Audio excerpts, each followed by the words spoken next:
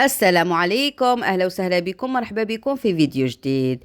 على بالكم كامل لاحظنا باللي سمية السماش غايبة بزاف على مواقع التواصل الاجتماعي وعلى الانستغرام تاعها اللي كانت دايما تحط لنا فيه لي ستوري ولي روتين تاعها. هي صرحت وقالت باللي مرت بوعكة صحية قعدتها في الفراش، يعني مرضى قوية حكمتها.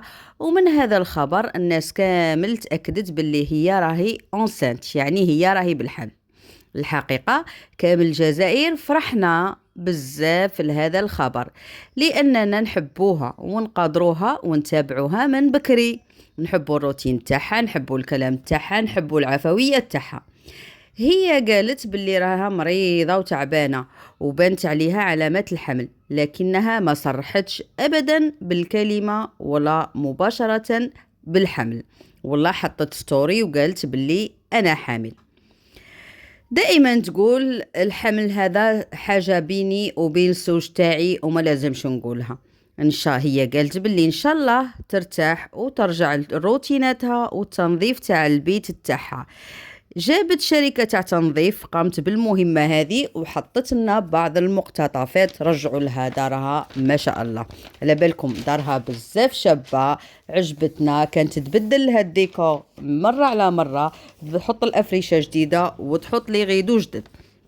قلت لنا جبت شركة تنظيف عاونتني لأنها ما قدرتش وحدها بسبب هذيك المرضى اللي داتها. وهذا ثاني استنتجنا باللي سمية راها بالحمل. المهم سمية راح ترجع هاد الايامات ان شاء الله وتحط لنا ملابس العيد وتحط لنا لي كوليكسيون تاع لي غوب لي موالفه تحطهم ولي زونسومبل تاعها واللي والفنا نشوفوهم بها هي كل عيد.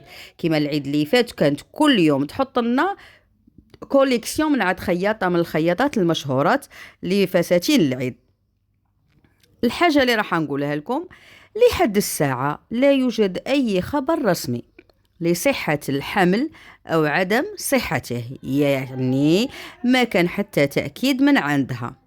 كل هذا يبقى إشاعات، والإشاعات نصدقوها ولا ما نصدقوهاش حسب رأيكم. أكيد نتمنى يكون الخبر صحيح، ماذا بينا نفرحوا، وكما تفرح سمية أكيد الشعب الجزائري كامل راح يفرح. إذا كان فيه خير لها إلى ربي كتبوا لها، وكان فيه الخير نفرحوا لها كامل. ربي يرزقها الصحة والعافية والسعادة الدائمة. أكيد راح نشارك معاكم تأكيد الخبر أو تكذيبه من عند سمية. المهم خرج مرة عمار الشندالي وقال باللي ما عنده ما دخلكم فيا أنا ومرتي وما تزيدوش تجبدوا لنا هذا الموضوع. لكن يا عمار من شدة حبنا للكوبل تاعكم انت وسمية اكيد نتبعوا اخباركم، ومادام خرجتوا للعالم وخرجتوا للسوشيال ميديا اكيد تتقبلونا وتتقبلوا ارائنا.